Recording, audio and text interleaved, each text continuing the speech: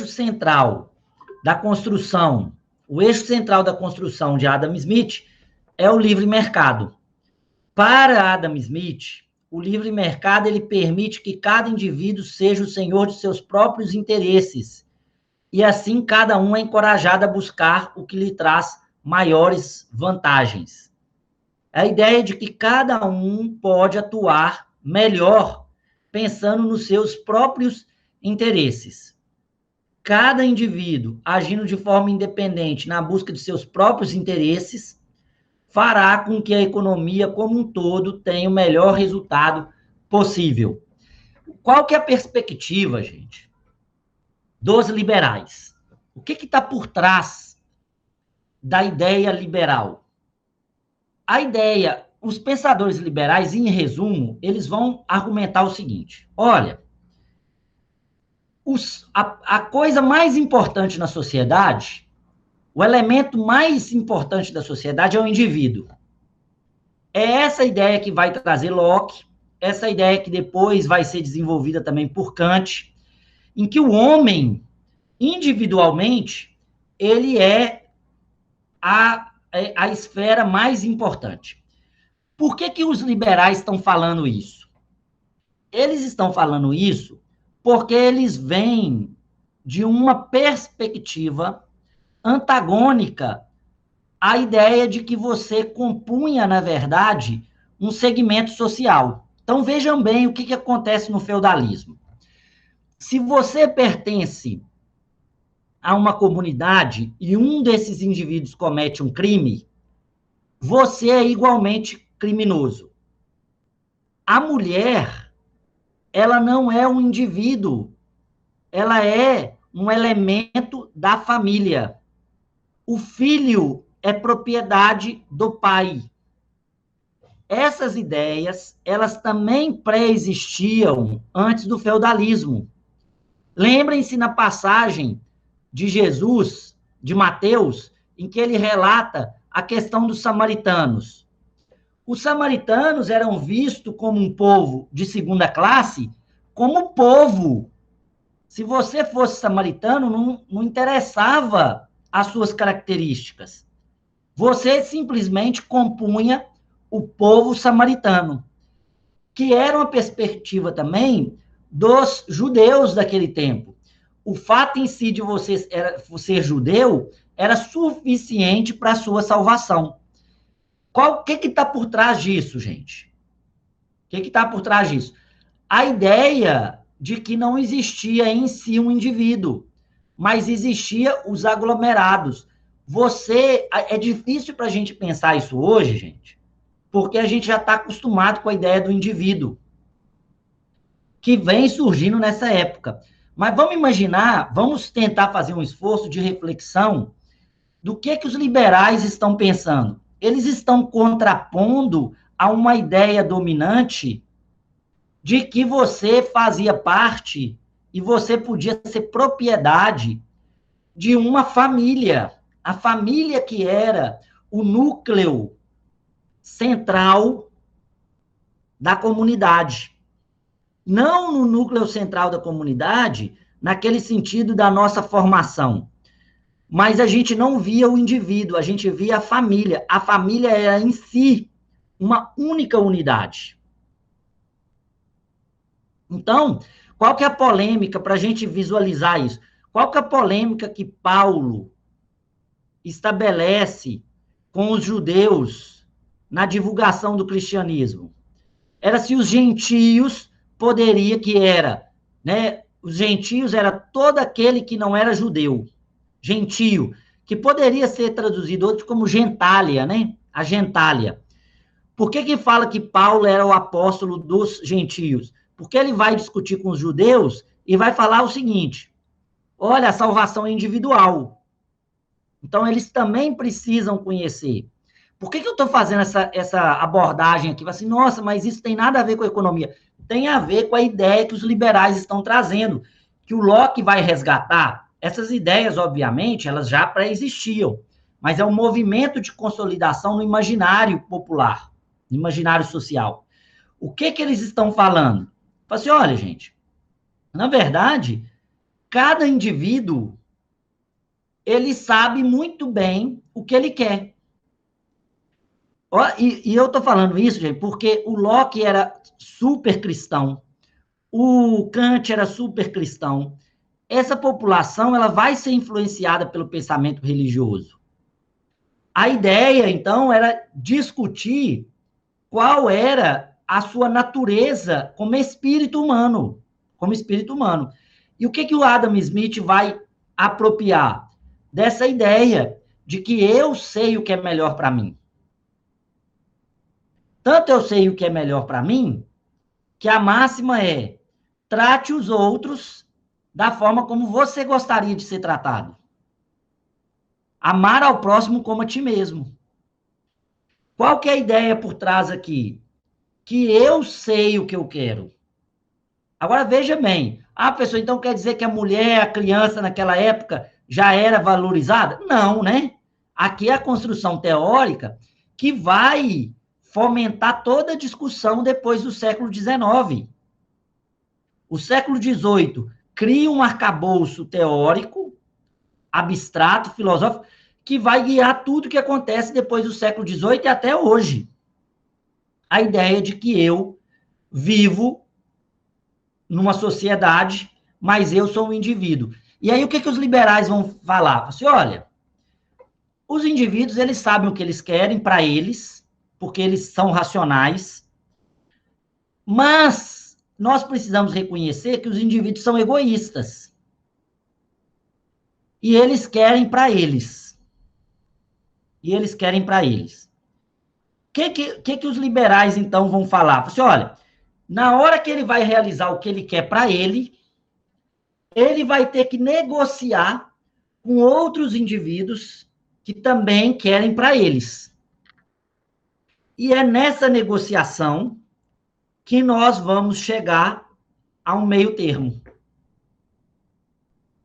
É nessa negociação que nós vamos produzir bem-estar para os outros.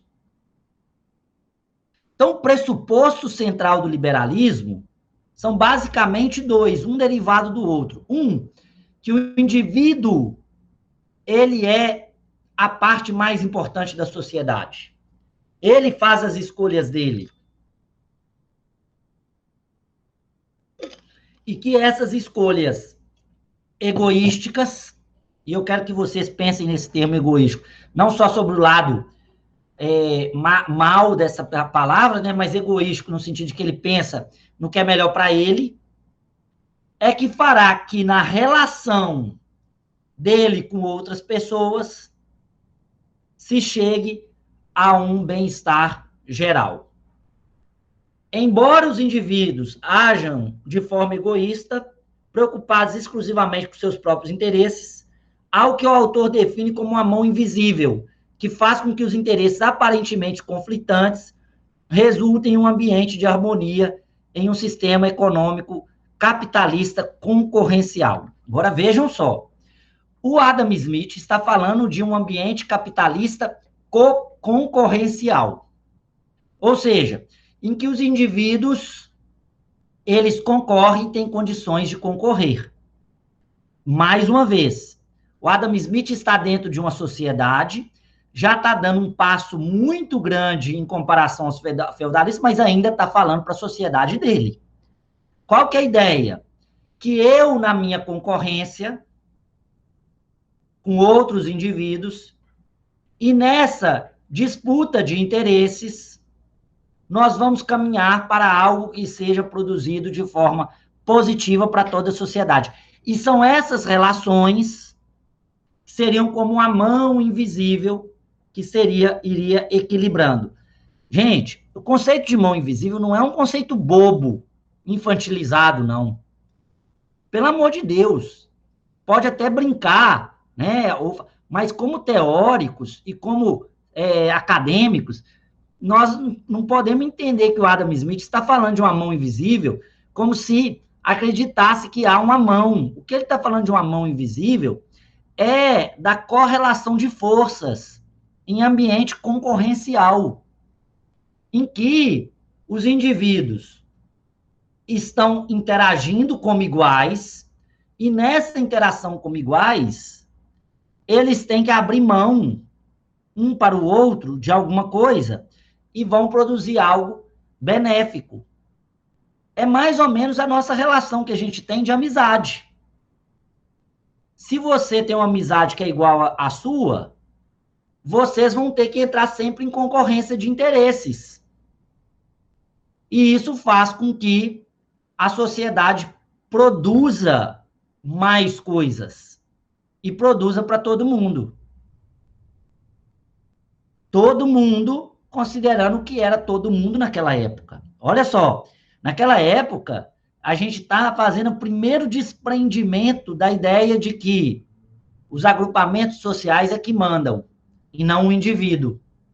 E, obviamente, que ele está falando para o indivíduo, que naquela época era um homem, mas que depois vai ser apropriado pelos movimentos feministas, negros, indígenas. Por quê? Qual que é o argumento no fim de todos esses movimentos na década de 50 e 60? Nós também somos indivíduos. Ou seja, é a evolução do pensamento. O Adam Smith ele não está falando para nós. Ele está falando, comunicando com o tempo dele. Então, gente, mas isso também vale para o Marx? Isso também vale para o Marx. Se você quer ser um pensador sério, ou uma pessoa que se apropria melhor das ideias, você tem que entender que essas pessoas estão falando dentro de um contexto. Então, um contexto concorrencial, ou seja, o que Adam Smith está falando é que, de certa forma, há uma concorrência e que esse sistema capitalista, então, em que as pessoas são livres, elas vão se interagir e vão criar um bem-estar para todos. O resultado das interações do próprio mercado, a mão invisível, então, é o resultado das interações do próprio mercado. Não está relacionado ao intento ou modificação ou motivação de qualquer um dos indivíduos dentro da sociedade. Significava que as intervenções do governo no domínio econômico deveria ser bastante limitada, sob pena de gerar uma série de ineficiências do sistema. Olha só, a mão invisível, como resultado das interações do próprio mercado, ela não é o resultado de uma única vontade. Se eu tenho, professor, mas num sistema monopolístico, eu tenho o resultado de uma única vontade. Então, nós não estamos falando da mão invisível do mercado, e nós não estamos falando do mercado preconizado pelo Adam Smith. Nós estamos falando de um mercado que não é concorrencial. Se ele não é concorrencial, a gente não está falando das relações de mercado. Pessoal, mas não existe esse mercado concorrencial absoluto. Não, isso é um modelo. Vocês não lembram que a gente estudou um modelo econômico? Uma abstração? O Adam Smith, ele sabia disso. Ele está criando um modelo. E aí ele está falando, se o Estado, se o governo ficar intervindo, ele vai criar ineficiências, porque as pessoas vão começar a esperar o governo intervir. Então, eles vão deixar de ter as suas próprias vontades. E eles vão esperar para arquitetar o que é melhor para eles. Ou seja, eles continuam indivíduos que agem estrategicamente. E aí, se o Estado intervém, o que é que o indivíduo faz? Ele abandona aquela postura de buscar o que é melhor para ele dentro do mercado e vai esperar o melhor chegar para ele, o que vai gerar uma ineficiência. Vocês já perceberam, quando o governo faz alguma coisa, logo depois a gente começa a ver uma série de injustiças? Por quê? Porque as pessoas começam a deixar de fazer o delas para guardar o que o governo está fazendo. É o caso um pouco da Ford. O que acontecia no mercado brasileiro? Olha, se você está precisando de dinheiro, o governo vai te dar subsídio para manter os empregos. E aí o que acontecia com a empresa? Ela não investia em desenvolvimento em melhoria concorrencial. E aí, isso gerava ineficiência. O produto dela sempre estava caro. Até que chega um momento que não dá conta de manter aquilo. Então, para o Adam Smith, a mão invisível é o resultado das interações do próprio mercado, não de uma vontade única. E era um crítico da intervenção do governo no domínio econômico. Agora, o Adam Smith falava que o governo não devia intervir? Não. Olha o que ele fala. O governo deve restringir apenas a proteger a sociedade da violência e a invasão dos outros. Ou seja, manter a segurança pública. Na economia, tá, gente? O Adam Smith está falando para a economia. Ah, será que o Adam Smith era a favor da educação pública? Gente, nem essa pauta existia nessa época, tá? Nessa época nem se pensava em educação de massa. Então vamos ver o que ele está falando. Proteger a sociedade da violência e invasão dos outros. Garantir a paz, a segurança pública. Proteger cada membro da sociedade da injustiça e da opressão dos demais. Olha só. Proteger cada membro da sociedade da injustiça e da opressão dos demais. Criar e manter instituições públicas definidas que não seriam de interesse de um indivíduo isoladamente, mas importantes para o conjunto da sociedade. O que o Adam Smith está falando para a percepção daquela época? Olha, se for necessário, eu tenho que proteger o membro da injustiça e da opressão dos demais. Para quê? Para garantir um nível de concorrência, para que ele seja livre. Eu preciso criar instituições públicas que não é do interesse de uma única pessoa, mas importante para o conjunto da sociedade. Então, os liberais estão falando, o Adam Smith está falando, que a gente não precisa de órgãos reguladores?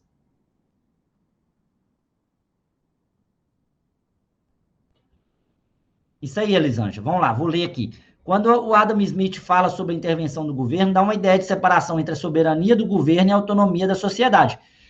É um pouco isso, né? A ideia de que a sociedade ela tem que ter uma autonomia para escolher e para produzir o que ela quiser, mas que o governo precisa atuar. O Adam Smith e nenhum liberal dessa época aí está falando que você não precisa do governo. O que ele está falando é o seguinte, olha, o governo não pode decidir tudo sem regra, sem lei, sem respeitar os contratos, porque nós estamos, aí que vem, gente, a grande reflexão que a gente tem que fazer. Os liberais, a princípio, eles estão dialogando contra o absolutismo, contra a arbitrariedade. Ele está dialogando com uma série de fatores de opressão e vão construir esse arcabouço. Quer dizer que eles eram santos? Não, nem como socialistas e comunistas também não são santos, ou sociais-democratas não são também. A questão é a visão que nós precisamos ter da percepção que eles têm em relação ao que eles estão combatendo. Eles estão vindo como um contraponto, não à justiça social, mas um contraponto à arbitrariedade, ao autoritarismo. E o que, em suma, o Adam Smith, então, está falando? Você olha, se o Estado ficar intervindo, as pessoas não vão produzir, as pessoas não vão consumir o que elas querem, e, naturalmente, nós não vamos gerar eficiência no mercado. Agora, o governo tem que existir? Ele tem que existir para garantir que não haja violência, invasão da propriedade dos outros, para conter e proteger cada membro da sociedade da injustiça e da opressão dos demais, e manter instituições públicas que não pertencem aos indivíduos. Olha o Adam Smith falando uma sociedade que é patrimonialista, monárquica. Ele está falando contra a ideia de que o Estado pode ser dominado por particulares. Ele está conversando com pessoas contra a ideia do uso da máquina governamental para promover os interesses individuais, que cada um tem que ser responsável pelo seu interesse.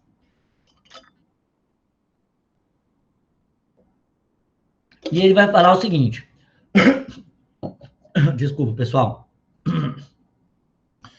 não é da benevolência do açougueiro, do cervejeiro ou do padeiro que devemos esperar nosso jantar, mas da consideração que eles têm pelo seu próprio interesse.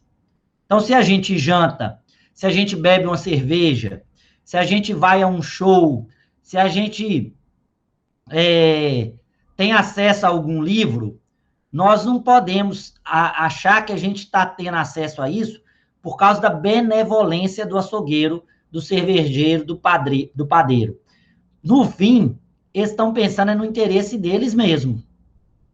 É o interesse deles que está fazendo com que a gente tenha acesso a coisas positivas. Porque o que os liberais estão falando? Em apertada síntese, né? No fim, a gente pensa nos nossos próprios interesses. E o sistema econômico precisa levar isso em consideração para gerar um bem-estar. É porque eu penso sempre no que eu quero que eu vou, que essa relação vai dar certo. É porque o açougueiro e o padeiro sabem que eles precisam vender para ganhar dinheiro, é que eles acordam cedo para fornecer o pão. Não é porque eles acham que a gente precisa comer o pão. Lógico, gente. Ah, professor, mas quer dizer que a pessoa não tem senso de propósito? Lógico que ela pode ter senso de propósito. Eu abro a padaria, eu cuido dos meus funcionários, eu faço isso, eu faço aquilo outro. Agora, vejam bem. O fato da pessoa ter o propósito, não é o argumento econômico. O argumento econômico é o seguinte, ele tem um propósito, mas ele tem o interesse dele. E o propósito pode ser, inclusive, altruístico, mas será altruístico se for do interesse dele. A Madre Teresa de Calcutá salvou e fez aquela tanto de coisa, segundo os liberais, não é porque ela só pensou nos outros, é porque ela tem, para ela, que ela fazer o bem para os outros, gera o próprio interesse, que é salvar as pessoas. Então, para os liberais econômicos, a perspectiva individual é que faz com que a gente gere essa qualidade de vida.